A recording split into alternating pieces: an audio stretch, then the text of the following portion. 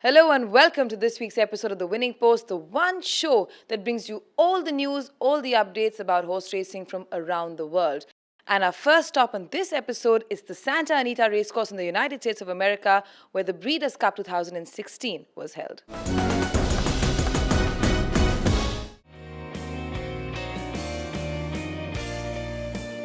The Breeders' Cup Classic is a Grade 1 weight for age race for horses 3 years and older and is run over a distance of 2,000 meters on dirt. It is held annually at a different racetrack as part of the Breeders' Cup World Championships in late October or early November. The Classic is considered by many to be the premier thoroughbred horse race of the year in the US, although the Kentucky Derby is more widely known among casual racing fans. The winner of the Classic goes on to win the US Horse of the Year honors. This year's renewal of the Breeders' Cup Classic had 8 horses in the fray. The 5-year-old California Chrome, trained by Art Sherman, was bidding to add his name to the list of great American horses to have won the Breeders' Cup Classic at Santa Anita. He had finished third in the race in 2014, a year in which he also won the first 2 legs of the American Triple Crown.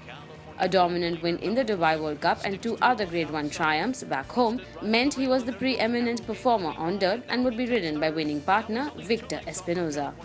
A classic victory for the 3rd year in a row would be for trainer Bob Baffert if Arrogate or Opportunity were to win this race.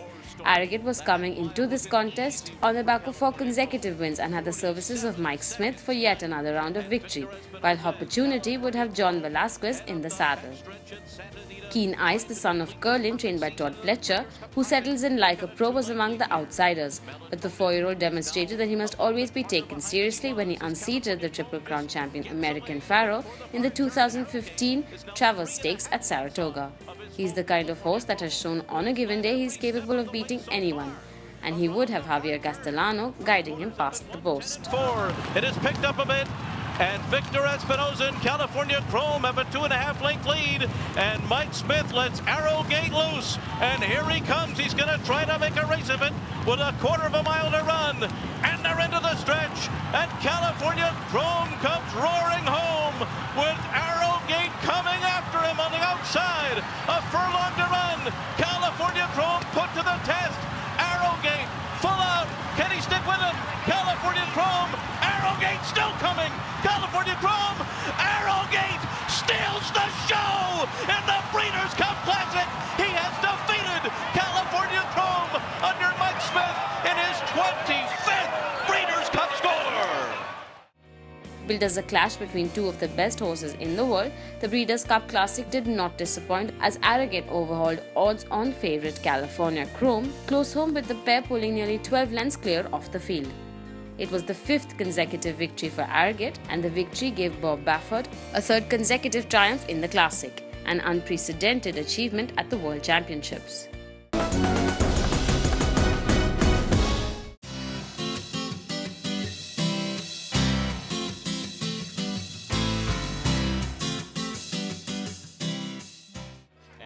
The Breeders' Cup Mile is a 1-mile Grade 1 weight for age stakes race for horses 3 years and older and is run on a grass course.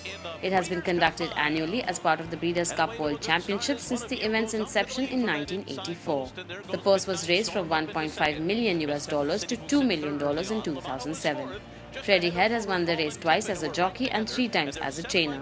This year there were 14 horses at the starting gates for this renewal.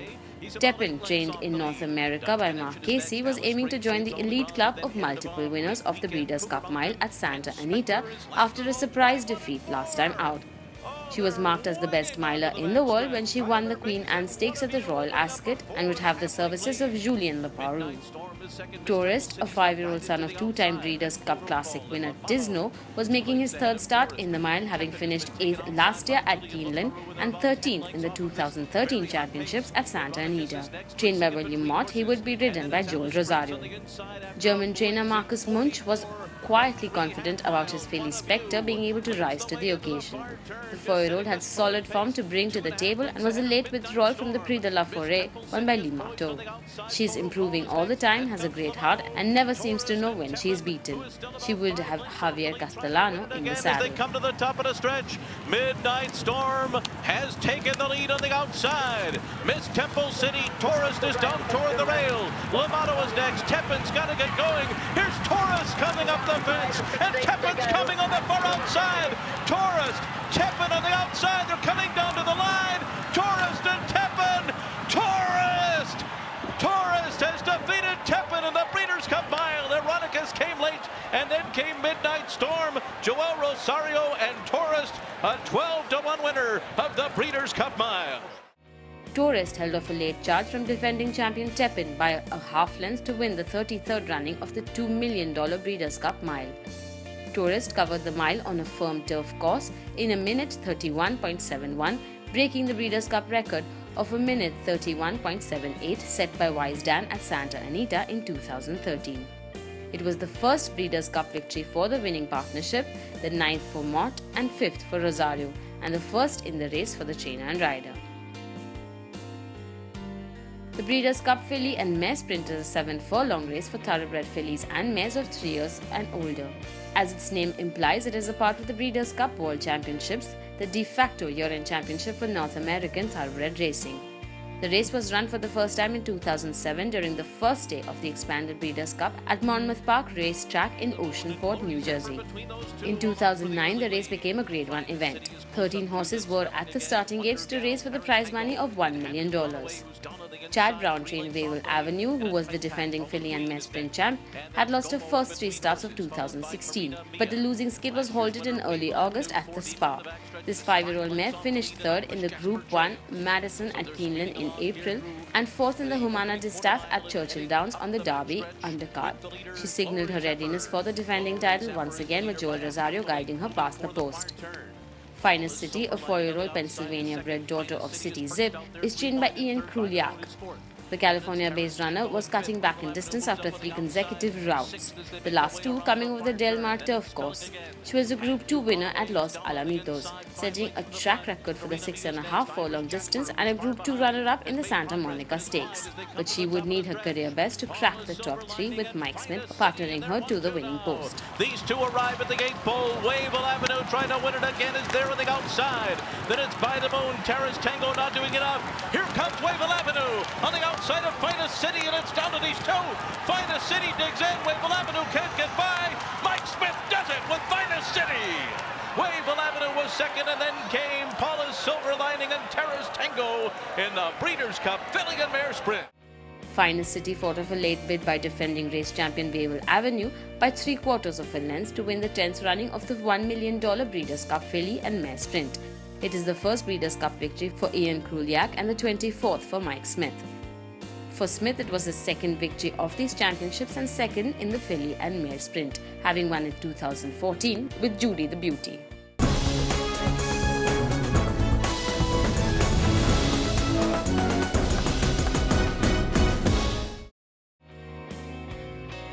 The Longines Breeders' Cup Turf is run at 1.5 miles on the grass course and is open to horses 3 years and older.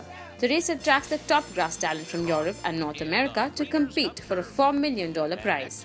This is the second richest race at the World Championship and this year attracted 12 entries. Aidan O'Brien fielded 2 horses in this race, Found, the winner of last year's Breeders' Cup Turf, who had also won the world's premier turf race, the Prix de l'Arc de Triomphe, at the beginning of October with Ryan Moore on board, and Highland Reel, who had won in Hong Kong last year and running not too far behind Found in the Arc. And it is non-winners of the Arc that have been most successful when they run on turf. Highland Reel would have Shamie Heffernan in the saddle. The 6-year-old Flintshire, who ranks 7th in all-time earnings amongst horses that have started in North America and who is second only to California Chrome amongst active runners, was also in the field.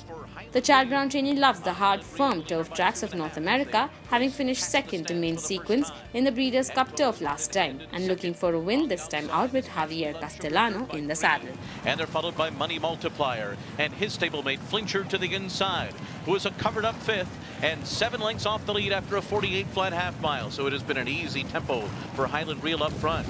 And then it's Twilight Eclipse. Ulysses, Mondelist on the inside, found in between horses. Rallis is next, and then De Big Hoss and Texas Rayano. So it's been advantage Highland Reel so far.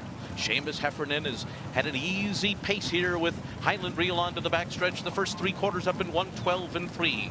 They've got a 3.5 length lead. Ecto is running in second. Ashley Love Sugar and Gary Stevens on the outside of Javier Castellano and Flincher, who are now 9 lengths off the lead as Highland Reel's rolling up front here. Highland Reel's trying to put him away right now. He's opened up 8 lengths on the field, racing for the far turn. They're going at it right now. Highland Reel, all alone, 8 lengths in front of Ecto and Ashley Love Sugar. Flincher is now being asked to quicken, and he's moving up. He's within 9 lengths of the lead, but Highland Reel's out there by himself as they're coming to the top of the stretch, and he's under a full out drive, and they're into the stretch in the Breeders' Cup turf. Highland Reel, 6 in front of Flincher, who's got a furlong to run him down. Found is back there running in 5th. 16th to go.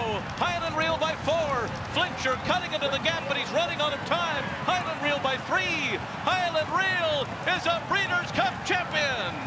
And then it was Flincher. He was second best today. Found was third. A photo for 4th. It may have gone to Ashley Love Sugar. The final time was 2 minutes, 23 seconds flat.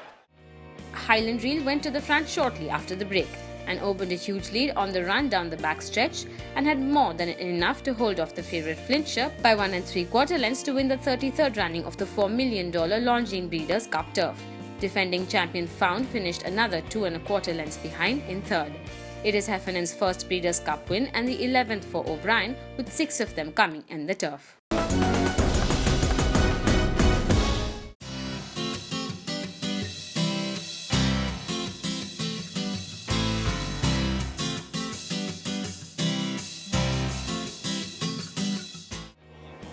The Breeders' Cup Juvenile Fillies turf is a 1-mile turf stakes race for thoroughbred fillies 2 years old only. The race was run for the first time in 2008 during the first day of Breeders' Cup racing at that year's host track Santa Anita Park, and since its inception has been limited to 12 starters. The Juvenile Fillies turf brings together the best 14 2-year-old female turf horses from North America and overseas. Coasted, a 2-year-old bay filly trained by Liaga Amati, looked like no match for New Money Honey as she was a distant third in first try with graded company in the stakes over 1 mile and 110 yards on 2nd October at Belmont Park. She would, however, be looking to go better this time out with Mike Smith in the saddle. New Money Honey, a Kentucky-bred daughter of Migdalia de Oro, trained by Chad Brown, was a runner-up in debut to La Coronel and had a win in her next race on 2nd October at Belmont Park. She would be looking for a winning moment yet again with Javier Castellano partnering her. Christopher Land trained Cavaldori, who was coming into this race on the back of 2 wins in the Dexmay Stakes on 31st July at Deauville, and Du Calvado's Group 3 Stakes on 20th August would have Flavian Pratt guiding her past the post. Blazing half mile. Donica's going to work now on the outside with Intricately. They've got 8 lengths to make up. They need to do better. La Coronel is circling up 4 wide and trying to make a bid. Lulls come back to them. It's a 1.5 length lead. Sweeping Patty a long shot second on the outside. Cutting the corner is Roly-Poly at the top of the stretch. New Money Honey tries to put in a bid with a furlong to run. Lull still there. Lull with another 1/8 of a mile to go. Here's New Money Honey coming after her on the outside. And here is Cavaldore with a rush. And Coasted coming too. It is New Money Honey in the Juvenile Fillies turf over Coasted. And then it was Cavaldore and Lull as Javier Castellano wins for trainer Chad Brown. New Money Honey collared pace-setting Lull at the 16th pole and held off late bids from Coasted and Cavaldori to win the 9th running of the $1 million Breeders' Cup Juvenile Fillies turf by a half length. It marked the 3rd victory in the race for Brown, who had previously triumphed with Maram in 2008 and Lady Eli in 2014. It is Brown's 8th Breeders' Cup victory. For Castellano, it was his 7th victory and first in the Juvenile Fillies turf. The Breeders' Cup Juvenile turf is run at 1 mile on the grass course and is restricted to male thoroughbreds of 2 years old only. This race is often a forecast for the top horses for the future. The race was run for the first time in 2007 and received Grade 2 status in 2009, while the American Graded Stakes Committee further upgraded the race to Grade 1 status in 2011. This year's renewal had 14 runners on the cards. Aidan O'Brien had saddled 3 of the last 5 winners of the Grade 1 contest and was double-handed in this year's renewal, with Ryan Moore partnering Intelligence Cross and Shamie Heffernan doing the steering on Lancaster Bomb, who was the third runner-up in his last run at the Dubai Dooher Stakes on 8th October. Oscar performance from Brian Lynch's yard had back-to-back wins in the maiden special weight on 20th August and Pilgrim Stakes on 1st October at Belmont Park, and would be looking for yet another win with winning partner Jose Ortiz. Good Samaritan, trained by William Mott, who is a star in the making, packs powerful kicks. He too won his last 2 runs in the maiden special weight on 13th August and the summer stakes on 18th September at Woodbine, and has a lot of room to improve on, with Joel Rosario guiding him past the post. Off the lead after a 45 and 4 half-mile, a near record pace for this race. It's well-abled in Oscar performance, and they're stride for stride as they approach the top of the stretch. Channel Maker is third on the outside, and then the stablemate Keep Quiet, followed by Major Look, and they're into the stretch. Oscar Performance has taken the lead, taking over from Well-Abled, who's had enough. Lancaster Bomber, Good Samaritan is closing on the far outside, but it's Oscar Performance by 4. Lancaster Bomber, Good Samaritan, Oscar Performance, bravo! He wins the Juvenile Turf over Lancaster Bomber. Then it was Good Samaritan and Ticonderoga. Oscar Performance took command at the head of the stretch and went on to win the 10th running of the $1 million Breeders' Cup Juvenile Turf by a length and a quarter over Lancaster Bomber. It was the first Breeders' Cup victory for Lynch and Ortiz and the second for the Ammerman Racing Stable, which won the 2003 Distaff with adoration. We're going to slip into a quick break here. When we return, we have a look at the upcoming Mumbai season, a curtain raiser of sorts for the very first weekend of this season.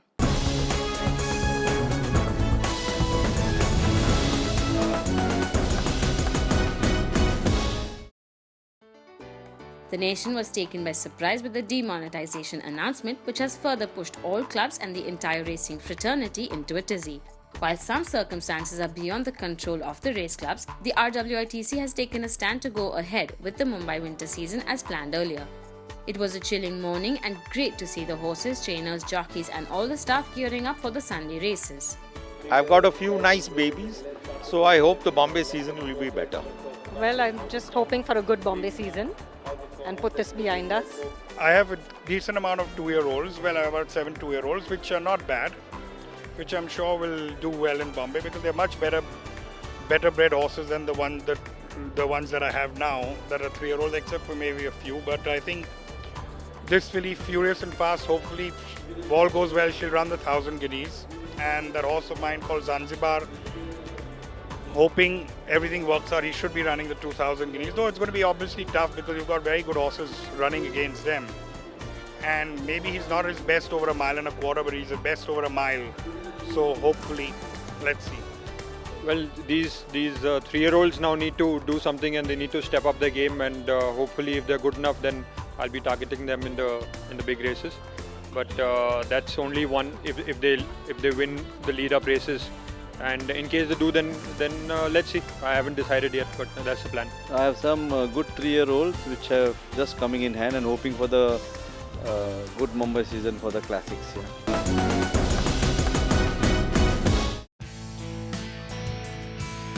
The RWITC will be commencing the Mumbai Winter season from 20th November as planned earlier, with lots of racing, glamour and new sponsors. The RWITC chairman is doing his best to save the sport in the dire straits moments of the demonetization which has rocked the country.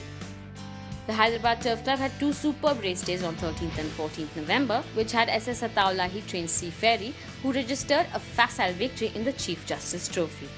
The 15-day winter season started off on Thursday at the Mysore Turf Club with a card of 9 races framed for the opening day.